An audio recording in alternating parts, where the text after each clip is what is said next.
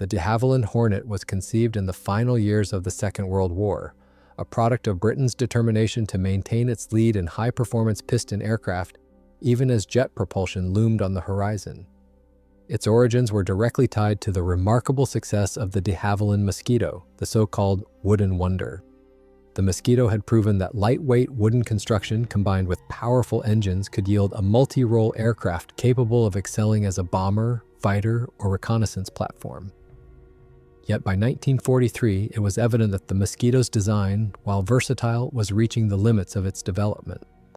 The Royal Air Force sought something faster, longer-ranged, and more specialized as a single-seat fighter.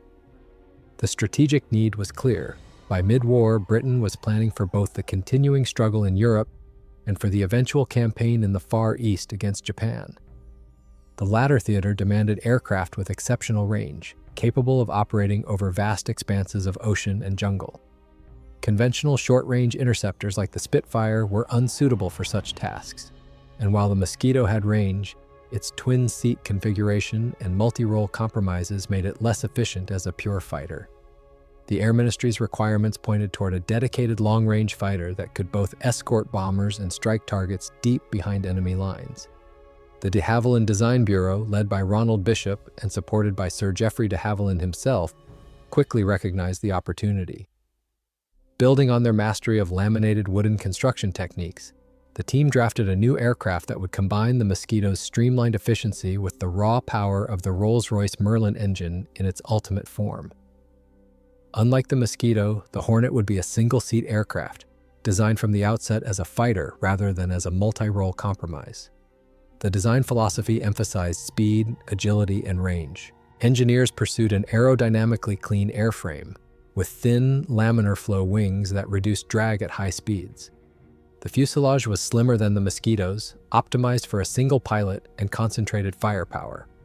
De Havilland intended the Hornet to be the fastest piston engine fighter in the world, capable of over 470 miles per hour in level flight, comparable to early jet aircraft and far ahead of any contemporary Japanese designs. A critical breakthrough was the use of the Rolls-Royce Merlin 130 series engines, specifically tailored for the Hornet. These engines incorporated a two-stage, two-speed supercharger, delivering high power at altitude while remaining fuel-efficient at cruising speeds. To maximize performance, de Havilland opted for counter-rotating propellers, eliminating torque effects and improving stability during takeoff and high-speed maneuvers. This feature alone marked the Hornet as an advanced step beyond most piston fighters of the era. Construction methods drew heavily on de Havilland's wartime experience with wood. The fuselage was built with a central wooden monocoque structure, reinforced with light alloy where necessary. This approach conserved scarce strategic metals while retaining strength and aerodynamic smoothness. The wings, with their laminar profile, demanded new precision manufacturing techniques, but the company had already refined such methods during Mosquito production. The result was an airframe that was not only light and strong, but also capable of exceptional performance without excessive weight penalties. The Air Ministry supported the project with enthusiasm, seeing it as an insurance policy against delays in jet development and as a potential solution for the Pacific War. While jet fighters like the Gloster Meteor were already flying, their range and reliability were not yet suitable for long-distance missions. The Hornet, therefore, represented both continuity and progress, a final, perfected piston engine fighter to bridge the gap until jets matured. By late 1943, design work had advanced rapidly. Detailed blueprints laid out a fighter of elegant lines, long pointed nose, slender fuselage, and wide laminar wings. It promised not only high speed, but also long operational range, up to 2,600 kilometers with drop tanks, making it ideal for escort missions and long patrols. Its projected armament of 4 20mm Hispano cannons provided formidable firepower, concentrated in the nose for maximum accuracy. The Hornet's origins thus lay in a synthesis of wartime lessons and forward-looking vision. It was designed to replace the Mosquito in roles where speed and range were paramount, to outperform enemy fighters in any theater, and to serve as Britain's ultimate piston fighter in the transitional years of 1944-1946. Though conceived late in the war, it represented a deliberate attempt to secure an edge both in Europe and, crucially, in the Far East. By the time the prototype would take to the skies, the war in Europe was nearing its end, but the Hornet's story had only just begun. The first prototype of the de Havilland Hornet, designated RR915, rolled out in the summer of 1944, a sleek, twin-engine machine that embodied the lessons learned from years of wartime innovation. Although the war in Europe was entering its final phase, the Air Ministry pressed ahead with the program, believing the aircraft could still play a decisive role in the Far East, where long range and endurance were essential. The prototype represented a clear departure from the Mosquito. Its narrower fuselage, laminar flow wings, and counter-rotating propellers gave it a sharper, more aggressive profile. Even at rest, it appeared more like a purebred fighter than its multi-role predecessor. Flight testing began at Hatfield in July 1944. The Hornet's first flight immediately demonstrated that the design had achieved its ambitious goals. The aircraft climbed quickly and handled smoothly, with pilots praising its responsiveness and stability at high speeds. The laminar flow wing design delivered reduced drag, while the counter-rotating propellers eliminated the torque problems that plagued many powerful piston fighters. These features combined to give the Hornet extraordinary agility for a twin-engined aircraft, closer to that of single-engine interceptors but with superior speed and range. Performance figures soon confirmed the Hornet's promise. It could reach speeds in excess of 470 mph, 755 km/h at altitude, making it one of the fastest piston-powered fighters ever built. Its rate of climb and ceiling compared favorably with both Allied and Axis designs, and its range of over 1,000 miles without drop tanks placed it in a category of its own among late-war fighters. For comparison, the Spitfire 13th, then the cutting-edge single-engine fighter of the RAF, could achieve just over 440 mph and carried far less fuel. The Hornet represented a decisive leap in capability, with power and endurance to spare. Weapons testing revealed further advantages. With 4 20mm Hispano cannons concentrated in the nose, the Hornet delivered a devastating punch, and its high speed made it ideal for interception and boom and zoom tactics. The nose-mounted configuration ensured accuracy and removed the need for complex wing harmonization. Combined with its range, this firepower made it a natural candidate for both escort and strike missions. As testing progressed, de Havilland refined the design into production-standard Hornet F1 models. Adjustments were made to improve engine cooling, canopy visibility, and armament servicing. Flight trials also explored the aircraft's handling with external fuel tanks and ordnance loads, since long-range escort work in the Far East would demand additional fuel carriage. The Hornet proved adaptable, showing minimal performance loss even with heavy drop tanks attached. Trials also highlighted the advantages of the Hornet's wooden and metal hybrid construction. The fuselage's balsa and plywood sandwich structure, reinforced with light alloy frames, gave it both strength and lightness. It was also relatively simple to manufacture with Britain's existing industrial base, which had produced Mosquitoes in large numbers using similar methods. Despite the war's end in Europe, the Air Ministry continued to support development, convinced the Hornet would prove invaluable against Japan. However, timing again shaped the aircraft's fate. The first prototype flights occurred only months before Germany's surrender, and by the time production examples were nearing readiness, Japan had capitulated following the atomic bombings and Soviet entry into the war.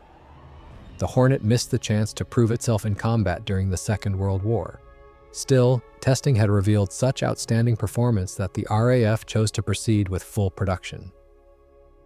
In the uncertain post-war world, where Britain still faced obligations in Asia and the rise of Cold War tensions, the Hornet appeared as an ideal stopgap between piston technology and the dawning jet age. By 1945, the Hornet had completed its trials successfully and production was authorized. The F1 variant entered limited service the following year, followed by improved models. While it had been designed with the Pacific War in mind, its operational career would instead be defined by the conflicts and commitments that followed the war, particularly in the Far East. The prototype and testing era had proved the Hornet to be not just the Mosquito's rival, but, in many respects, its superior, a thoroughbred fighter that arrived just as the era of piston aircraft was drawing to a close. When the Hornet entered squadron service, it did so in a world that was already shifting rapidly from propellers to jets. The first production version, the Hornet F1, was delivered to the Royal Air Force in 1946. No longer urgently required for the Pacific War, it was instead assigned to home-based units tasked with long-range interception and to overseas squadrons where its combination of speed and endurance offered a unique advantage. The Hornet was intended to give the RAF a piston engine fighter that could dominate until jet aircraft were available in sufficient numbers and with adequate range. Initial deployments focused on familiarization and the establishment of operational routines. Pilots transitioning from Spitfires or Mosquitoes were struck by the Hornet's remarkable performance envelope. Many commented that it felt as agile as a single-seat fighter despite its twin engines, while offering far greater range and power. The concentrated nose armament, consisting of 4 20mm Hispano cannons, was widely praised for its accuracy and destructive effect. The Hornet's clean handling at high speed made it suitable for interception missions, while its endurance allowed it to serve as a long-range escort in theaters where jet aircraft could not yet operate reliably. The Hornet's early service coincided with Britain's post-war reorganization of its global commitments. RAF squadrons were stationed in the Far East to safeguard British interests and stabilize regions affected by war and political upheaval. In Malaya, where a communist insurgency erupted in 1948, the Hornet soon found itself in combat operations. Its long range and heavy armament made it an effective ground attack and strike platform, providing close air support and interdiction against guerrilla positions in jungle terrain. These missions demanded low-level precision flying, often under challenging conditions, but the Hornet proved robust and adaptable. During these operations, the aircraft revealed both strengths and weaknesses. Its speed and firepower allowed it to deliver decisive strikes against remote targets, and its ability to carry external ordnance, including bombs and rockets, extended its role beyond interception. However, its wooden construction, while advanced and lightweight, was vulnerable to the heat and humidity of tropical climates. Maintenance demands grew higher than anticipated, and serviceability rates declined as airframes aged more quickly in the Far East than in temperate Europe. Despite these issues, squadrons in Malaya valued the Hornet as one of the few piston engine fighters still capable of performing demanding missions until jets became viable replacements. Back in Britain, the Hornet filled the role of long-range defense at a time when jet aircraft like the Gloucester Meteor were still limited by endurance and performance at high altitude. Hornet squadrons provided an insurance policy, able to cover long patrols or extend Britain's fighter reach into regions where bases were scarce. Exercises during this period highlighted its suitability for quick reaction interception, long-distance ferry flights, and escort duties. Pilots frequently emphasized that the Hornet handled superbly even with drop tanks or underload, a testament to its careful aerodynamic design. By the late 1940s, the improved Hornet F3 entered service, featuring more fuel capacity, strengthened structure, and better equipment for extended deployments. This version became the backbone of Hornet operations, particularly overseas. Its entry marked the high point of the Hornet's frontline career. Although it was already clear that jet fighters would soon dominate, the Hornet retained relevance where jets could not yet deliver the required performance. The reaction of pilots and commanders to the Hornet was consistently positive. It was described as one of the finest piston engine fighters ever produced, admired for its speed, firepower, and range. Its operational debut may have been belated, but within the RAF, it quickly earned a reputation as a dependable and versatile machine. At the same time, its introduction underscored the transitional nature of the late 1940s. The Hornet was a pinnacle of piston technology, but its entry into service marked not the beginning of a long career, but the last flowering of an era already being eclipsed by jets. The Hornet's combat career reached its peak during the Malayan Emergency, a counterinsurgency conflict that began in 1948 when communist guerrillas launched a campaign against British colonial authorities. In this environment, the RAF needed aircraft that could deliver sustained firepower and operate effectively over long distances in tropical conditions. The Hornet was well suited to the task, combining its long range with powerful cannon armament and the ability to carry bombs and rockets. What had been designed as a high-performance interceptor became, in practice, a rugged ground attack and strike aircraft. Operations in Malaya tested the Hornet in ways its designers had not fully anticipated. Missions often involve flying at low altitude over dense jungle, identifying and striking small, concealed targets such as camps, supply caches, or trails. Pilots used the aircraft's speed and firepower to devastating effect, strafing with its nose-mounted 20mm cannon and delivering precision attacks with underwing ordnance. The Hornet's agility at low level gave it an advantage in navigating the narrow valleys and hilly terrain of the Malayan Peninsula. The Hornet's successes were clear. Units equipped with the type provided reliable close air support to British and Commonwealth ground forces, disrupting guerrilla operations and destroying supply routes. Its presence alone was often enough to deter movement in daylight, forcing insurgents to adapt their tactics. Compared to older piston fighters still in service, the Hornet offered a quantum leap in both speed and strike capability. Ground troops consistently praised its accuracy and the psychological impact of its sudden, powerful attacks. Yet setbacks were also evident.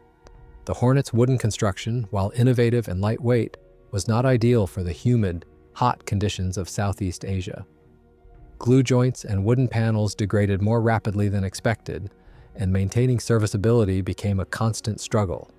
Squadron ground crews worked tirelessly to keep the aircraft airworthy, but operational availability was often compromised by structural issues. This problem was compounded by the fact that the Hornet was a relatively rare type with only a limited production run, meaning that spare parts were scarce and had to be carefully managed. Losses also occurred from accidents and operational hazards.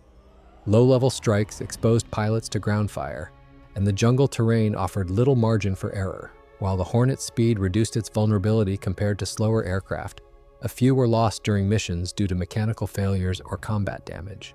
These incidents, though relatively few, highlighted the risks of employing such an advanced but specialized fighter in austere conditions far from its original design environment. Tactically, the Hornet adapted well to the demands of the campaign. RAF squadrons learned to exploit its range by flying long patrols that could loiter over suspected guerrilla areas before launching strikes. Armed reconnaissance missions became a hallmark of its deployment, with Hornets identifying and attacking targets of opportunity deep in remote jungle zones. In this way, the aircraft extended the reach of counterinsurgency operations beyond what ground forces could achieve alone. By the early 1950s, however, the rise of jet-powered aircraft began to eclipse the Hornet's role. Newer jets such as the de Havilland Vampire and Venom, with their more durable structures and growing reliability, offered a more sustainable solution for operations in the Far East. Although the Hornet remained respected for its performance, it was increasingly seen as a stopgap measure, valuable but temporary. Its operational career in Malaya wound down as jet squadrons took over the bulk of combat missions, relegating the Hornet to secondary duties and eventual withdrawal. The combat use of the Hornet demonstrated both the enduring value of piston engine fighters in specialized roles and the inevitability of their replacement. It succeeded in providing the RAF with a capable strike aircraft at a critical moment, delivering real results in counterinsurgency operations. But it also revealed the inherent limitations of wooden construction and the logistical difficulties of maintaining a relatively rare aircraft in tropical conditions. The Malayan emergency thus became the Hornet's proving ground and its swan song, the last major conflict in which a high-performance piston engine fighter played a central combat role for the Royal Air Force. Variants of the de Havilland Hornet reflected the effort to adapt the aircraft's outstanding performance to a variety of roles, from pure fighter duties to long-range escort and strike operations. While the type never achieved the vast range of versions that characterized the Mosquito, its evolutionary path still produced several important derivatives that highlighted both its strengths and the transitional nature of late piston engine technology. The initial production model, the Hornet F1, was essentially the service standard version of the prototype. It retained the Rolls-Royce Merlin 130 series engines with counter-rotating propellers, the slim wooden monocoque fuselage, and the nose-mounted battery of 4 20mm Hispano cannons. The F1 was delivered to RAF squadrons beginning in 1946 and marked the type's introduction into frontline service. Although its numbers were limited, it gave the RAF a long-range, high-speed piston fighter at a time when jet aircraft were not yet fully capable of covering the same mission profiles. The most significant development was the Hornet F3, which quickly became the main production version. This model incorporated larger fuel tanks for increased range, reinforced structures for heavier loads, and minor aerodynamic refinements. It offered superior endurance for operations in the Far East, where long patrols over jungle and sea were common. The F-3 also standardized underwing hardpoints, enabling it to carry bombs or rockets for ground attack missions. It was this variant that formed the backbone of RAF operations during the Malayan emergency, proving adaptable enough to conduct both fighter and strike missions. Alongside the fighter versions, a dedicated fighter reconnaissance model, the Hornet PR-2, was produced in very small numbers.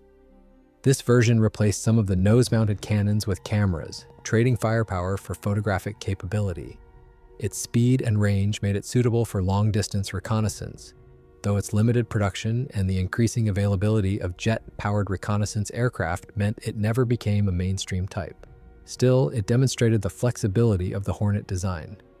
A notable offshoot of the Hornet line was the Sea Hornet, developed for the Royal Navy's Fleet Air Arm.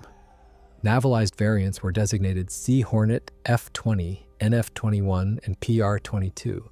These aircraft were modified with folding wings for carrier storage, arrestor hooks for deck landings, and strengthened undercarriages to withstand the stresses of carrier operations.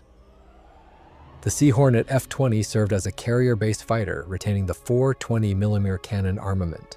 The NF-21 was a night fighter version, equipped with radar and a distinctive nose radome, making it one of the fastest piston-engine night fighters ever built. The PR-22 was a photo reconnaissance variant tailored for long-range naval patrols. These navalized Hornets extended the aircraft's operational relevance into the early 1950s, giving the Royal Navy a high-performance piston-engine fighter during the critical transitional years before jets became fully reliable at sea. Technological evolution within the Hornet family was constrained by timing. With jet aircraft rapidly maturing, there was little appetite to invest heavily in further piston designs. Even so, the Hornet's innovations, laminar flow wings, counter-rotating propellers, and hybrid wooden-metal construction, stood out as benchmarks of piston technology. The Hornet line represented the pinnacle of Rolls-Royce Merlin development, demonstrating just how far that legendary engine could be pushed in an optimized airframe. No foreign versions or licensed production emerged for the Hornet. Unlike the Mosquito, which saw widespread export and service with many allied nations, the Hornet was too late to benefit from the wartime demand for mass-produced fighters. By the time it entered service, most countries were turning their attention to jets, and the market for advanced piston fighters had effectively vanished. Nevertheless, small numbers of Hornets and Sea Hornets served overseas in British colonies and protectorates, reinforcing the aircraft's association with post-war imperial commitments rather than global export. The Hornet's variants illustrate its dual legacy.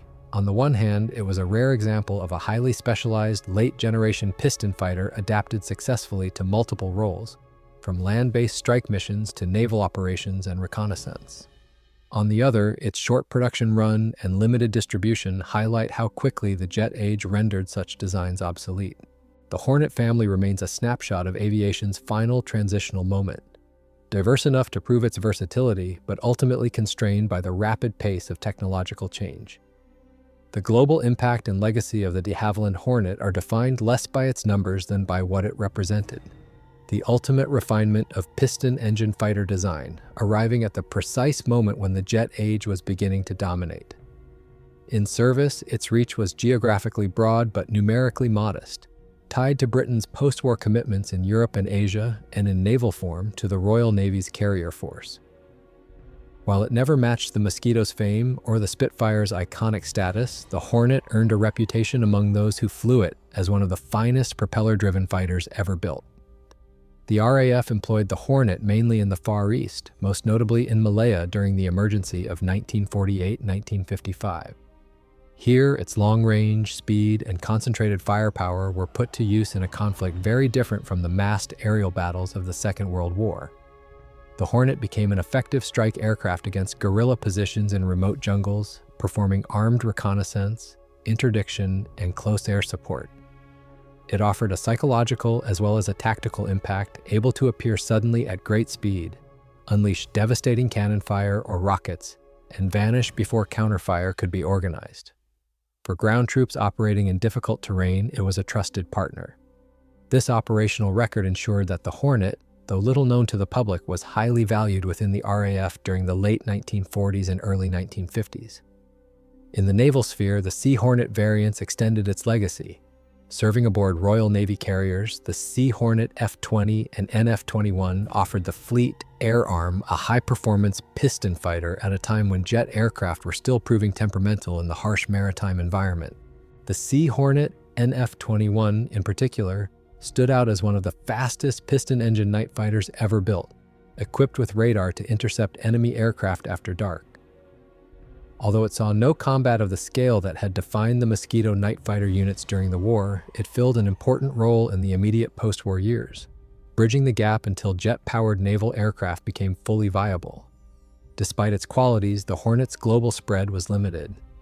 Unlike the Mosquito, which had been exported widely and adopted by several air forces, the Hornet arrived too late to find foreign customers.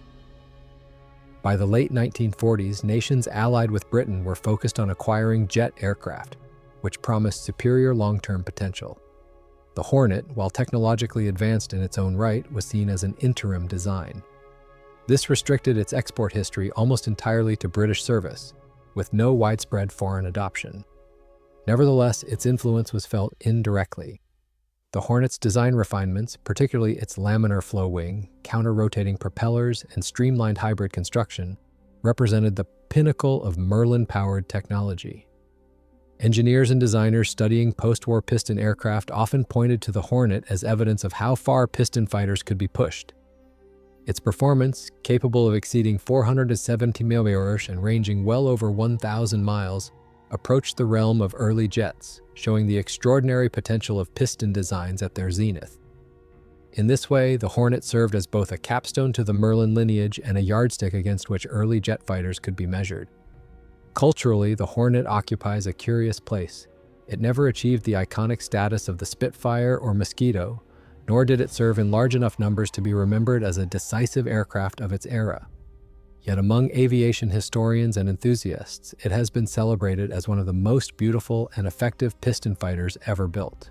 Its sleek lines, high performance, and transitional role have made it an object of fascination for those studying the shift from propellers to jets. Surviving photographs and documents preserve its image, but no Hornets remain intact today. None were preserved for museums, and all were scrapped by the mid-1950s. This absence has only enhanced its mystique, ensuring that it remains a subject of what-if speculation and admiration. The Hornet's legacy also rests in its timing. It was both a triumph of engineering and a victim of rapid technological change. Had it entered service in 1944 or 1945 in greater numbers, it might have rivaled the P-51 Mustang as the definitive long-range escort of the war. Instead, it served as a post-war workhorse, respected, but overshadowed by the advent of jets. Its impact lies not in changing the course of battles, but in demonstrating the absolute limits of piston technology. In the broader history of aviation, the Hornet is remembered as the wooden wonder's rival and successor, an aircraft that took the principles proven by the Mosquito and refined them into a single-seat thoroughbred fighter. Its global legacy is one of quiet excellence, a machine admired by those who flew it, studied by those who came after, and preserved only in memory and records as the pinnacle of an era that ended just as it began. Though the de Havilland Hornet story is relatively short, there remain lesser-known aspects that reveal more about its role in the transitional years of aviation. These forgotten chapters demonstrate how the Hornet was tested, adapted, and in some ways quietly influential, even if it never became a household name like the Spitfire or Mosquito. One little discussed element was its use in long-distance record flights and demonstrations. The Hornet's exceptional range and speed made it a natural platform for showcasing British engineering at a time when global prestige in aviation was tightly linked to national power. RAF pilots undertook extended ferry flights to the Far East, often covering immense distances over water with minimal stopovers. These missions served not only as operational necessities but also as public demonstrations of the Hornet's capabilities, signaling that Britain retained a technological edge even in the dawn of the jet era. The aircraft also found itself employed in experimental testing programs. Its laminar flow wings and counter-rotating propellers offered valuable data to engineers studying high-performance piston aircraft. In particular, its wing design was scrutinized in aerodynamic trials, since it pushed piston engine aircraft closer to transonic speeds than almost any of its contemporaries. The information gleaned from Hornet testing influenced not only future piston projects but also early jet designs, which faced many of the same aerodynamic challenges at high subsonic speeds. Within the Fleet Air Arm, the Sea Hornet's role extended beyond simple carrier defense. The night fighter variant, the NF-21, played a quiet but significant role in post-war naval exercises. Equipped with radar, it provided a stopgap capability for detecting and intercepting potential intruders at night or in poor weather, a task for which early jets were not yet well suited. In doing so, the Sea Hornet contributed to the evolution of naval night operations, bridging a gap until purpose-built jet night fighters were introduced. There were also unrealized proposals for further Hornet variants. De Havilland considered fitting alternative engines, refining the structure for even greater range, and producing advanced reconnaissance versions. None progressed beyond the drawing board, largely because the rapid advance of jet propulsion made further piston development unattractive. Still, these plans reveal that the Hornet was seen within its own company as a platform with untapped potential, had circumstances been different. Veterans who flew the Hornet often spoke of it with admiration, but also with a sense of its fleeting relevance. Pilots noted its smooth handling, immense power, and reliability compared to early jets, which were prone to mechanical issues and lacked range. For many, the Hornet represented the best piston engine aircraft they ever flew, a machine that combined the grace of a Spitfire with the endurance of a long-range bomber escort. Yet they also recognized that it was a fighter already out of step with the times, destined to be replaced by faster, more versatile jets. By the early 1950s, the Hornet's operational role had dwindled, and it was gradually retired from both RAF and Fleet Air Arm service. None were preserved, and by the mid-decade, the last examples had been scrapped. This lack of surviving aircraft has contributed to its obscurity. Without a tangible reminder in museums or on airfields, the Hornet slipped into the background of aviation history. Only photographs, engineering records, and the recollections of those who flew it keep its memory alive. In retrospect, the unseen chapters of the Hornet's story underscore its dual identity as both a peak achievement and a historical dead end. It was one of the fastest piston fighters ever built, equipped with advanced features and capable of excelling in combat. Yet it entered service just as the world was leaving propellers behind. Its record flights, test contributions, and naval adaptations provided useful data and operational stopgaps, but they did not secure it a lasting role. The Hornet thus remains an emblem of transition, an aircraft that hinted at the future but was trapped in the past, remembered today as much for what it might have accomplished as for what it did. The final assessment of the de Havilland Hornet is shaped by its timing, achievements, and the limitations imposed upon it by the dawn of the jet age. In purely technical terms, it was one of the most advanced piston engine fighters ever constructed, a machine that combined the sleek efficiency of the Mosquito with refinements that pushed the Merlin engine to its peak. It was faster than almost all of its contemporaries, carried formidable firepower, and could operate at ranges no jet of the late 1940s could match. As an engineering achievement, it represented the pinnacle of propeller-driven combat aircraft. Yet history is not written only in specifications. The Hornet entered service too late to participate in the great air battles of the Second World War, and its post-war operational career unfolded in conflicts that were limited in scope and often overshadowed by larger geopolitical changes. In Malaya, it demonstrated its capabilities as a strike aircraft, flying countless missions against guerrilla positions and providing a valuable tool in Britain's counterinsurgency effort. For ground forces in the jungle, the Hornet was a potent ally, delivering precision firepower and rapid response in a theater where air support was often the difference between success and failure. But unlike the Spitfire or the Lancaster, it was never called upon to fight for national survival or to tip the balance in a global war. In the Fleet Air Arm, the Sea Hornet variants filled essential roles in carrier defense and night operations, proving their worth at a time when jet aircraft were still unreliable in naval conditions. They were among the last piston engine fighters to serve at sea for Britain, and in that sense they closed a chapter in naval aviation history. Yet their numbers were small, and they were withdrawn quickly once jets like the Sea Vampire and Sea Venom became viable alternatives. The Hornet's retirement came swiftly, and by the mid-1950s it had disappeared entirely from service. The decision to scrap all airframes rather than preserve examples for posterity is one of the reasons it remains obscure today. Without a single surviving example in museums, its story is harder to tell, its legacy harder to see. It exists now only in photographs, technical records, and the testimony of the pilots who flew it.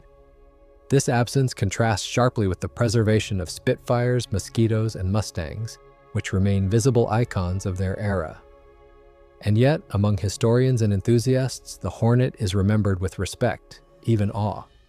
It symbolized the culmination of piston technology, showing just how far engineers could push aerodynamic refinement, structural efficiency, and engine performance.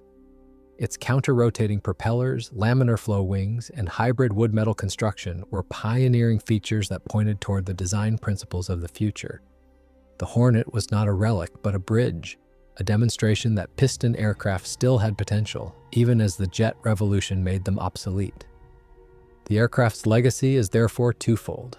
On one hand, it was a practical workhorse in a limited conflict, valued by those who relied on it in Malaya and aboard carriers. On the other, it was an engineering milestone, a symbol of transition at the edge of a technological divide. Its obscurity today reflects the speed of that transition, as jets rapidly eclipsed everything that came before. In conclusion, the de Havilland Hornet deserves recognition as more than just the Mosquito's rival. It was a fighter of extraordinary capabilities that happened to arrive at the wrong time. Too late for one war, too specialized for the next, it was never given the chance to influence history as decisively as its contemporaries.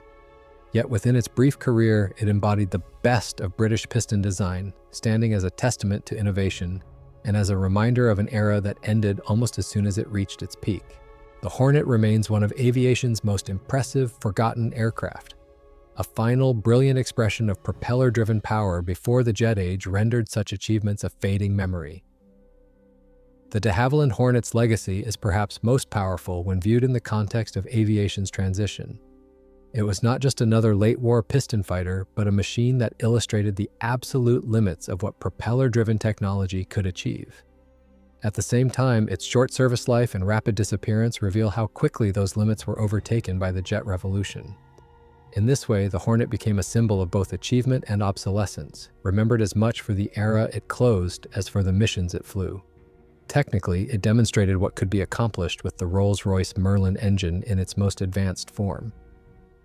The Merlin 130 series, driving counter-rotating propellers, gave the Hornet unmatched smoothness and power. Combined with the aircraft's laminar flow wing and refined aerodynamics, it delivered speeds exceeding 470 mph, territory usually reserved for early jets. In range and endurance, it was without equal among piston engine fighters. These qualities made the Hornet a unique answer to the problem of long-range strike and escort at a time when jets lacked the reach to perform such tasks effectively. Operationally, its record was respectable, though limited. In Malaya, it played a crucial part in Britain's counterinsurgency campaign, providing reliable ground attack support and reconnaissance in conditions where older types would have struggled. For pilots flying in the jungles of Southeast Asia, the Hornet offered speed, power, and striking capability that earned admiration. At sea, the Sea Hornet filled vital gaps in naval air defense and night interception during the early post-war years. These roles were not glamorous or decisive on a global scale, but they mattered to the men on the ground and to the security of British commitments abroad. Its weaknesses, however, also define its place in history. Wooden construction, so successful in the Mosquito, proved less durable in hot and humid climates. Maintenance demands were high and spare parts were scarce due to its limited production run. More importantly, the arrival of jet aircraft with growing range and reliability quickly rendered the Hornet redundant. It was, by design, a stopgap, intended to fill a need in the late 1940s rather than to dominate for decades. The fact that none survive today deepens its mystique. While Spitfires, Mustangs, and Mosquitoes remain in flying condition as tangible reminders of their era, the Hornet exists only in photographs and documents. This absence has led aviation historians to regard it as one of the great lost aircraft, a pinnacle design that slipped into obscurity because it was born at the wrong moment. It is frequently cited in discussions of transitional technology alongside other late piston fighters like the Hawker Sea Fury and Grumman Bearcat, which were excellent in their own right but eclipsed before their potential could be fully realized. For de Havilland and British aviation, the Hornet's story also carried lessons. It proved that wooden construction could still yield world-class performance, but also underlined the need to embrace new materials and technologies as aviation moved toward the jet and space age. The experience gained from its design and operation informed later projects, including the Vampire, Venom, and ultimately the Comet airliner, which pioneered the jet transport era. In this way, the Hornet's influence extended indirectly into the future, even though its own career was brief. In summary, the Hornet stands today as the epitome of piston engine evolution: sleek, powerful, and advanced, yet overtaken almost immediately by jets. It was the wooden wonder's rival, designed to surpass the Mosquito and succeeded in roles requiring speed and range. It achieved that goal, but history gave it little chance to prove itself beyond limited conflicts. Its memory endures as both a triumph of design and a reminder of how quickly technology can render even the most advanced machines obsolete. The Hornet's place in history is secure not through its battlefield impact, but through its status as one of the greatest piston fighters never to see the war for which it was created. The conclusion of the de Havilland Hornet story is shaped by its paradoxical position in aviation history. It was one of the fastest, most advanced piston engine fighters ever built, yet it never fought the kind of battles that could have cemented its reputation in the public imagination. Instead, it emerged too late for the Second World War and served in conflicts too limited to showcase its true potential. In doing so, it became a symbol of both the heights of piston technology and the inevitability of its eclipse by the jet age.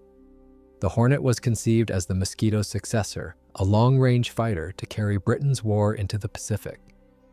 It achieved that aim on the drawing board and in the skies during its prototype trials, delivering blistering performance, range, and firepower that placed it at the pinnacle of piston engine capability. Yet the war it was designed for ended before it could deploy, and in the aftermath, it became instead a weapon of colonial policing and post-war stabilization. Its combat record in Malaya was real and significant, but far from the decisive campaigns of global war. Its naval versions, Sea Hornet F-20, NF-21, and PR-22, extended its relevance slightly longer, providing the fleet air arm with a stopgap solution until jets were reliable at sea. These aircraft proved their worth in night operations and long-range reconnaissance, but like their land-based counterparts, they were transitional machines.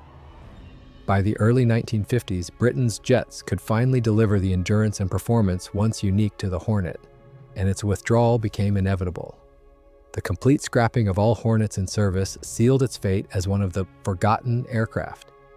No example was preserved for museums, no cockpit section or fuselage survives to provide a tangible link. This erasure has ensured that the Hornet is remembered only through records, photographs, and the recollections of those who flew it. Its absence makes it less well known to the general public, but among historians and aviation enthusiasts, it is held in special regard as one of the most elegant and capable piston fighters ever created. The Hornet's broader significance lies in what it represented. It was the culmination of a design philosophy that stretched from the Spitfire and Hurricane through the Mosquito and ended with the Hornet, the belief that speed, aerodynamic refinement, and efficient engines could overcome the limitations of piston technology. In many ways, it succeeded, delivering performance that rivaled early jets while retaining the operational range those jets lacked. But it also showed the limitations of persistence with older methods, especially wooden construction, in an era where jets, metal airframes, and new aerodynamics were rapidly setting the standard. Ultimately, the Hornet occupies a unique place in history. It was not a decisive warplane, nor a mass-produced icon. Instead, it was a bridge, the final flowering of piston engineering before the world moved irreversibly to jet power. Its performance demonstrated what was possible, while its rapid obsolescence demonstrated how quickly those possibilities could be outpaced. For that reason, the Hornet is remembered not as the weapon that changed the outcome of wars, but as the pinnacle of an era already passing, a thoroughbred fighter that arrived just as the race it was designed for had ended. In this sense, the Hornet remains the wooden wonder's rival and also its heir, a machine that refined and surpassed the Mosquito in many respects, yet never had the chance to achieve the same legacy. Its story is one of brilliance constrained by circumstance, an aircraft admired for what it was rather than for what it achieved. And in that paradox lies its enduring fascination. As one of the greatest piston engine fighters in history, but one whose glory was over before it truly began.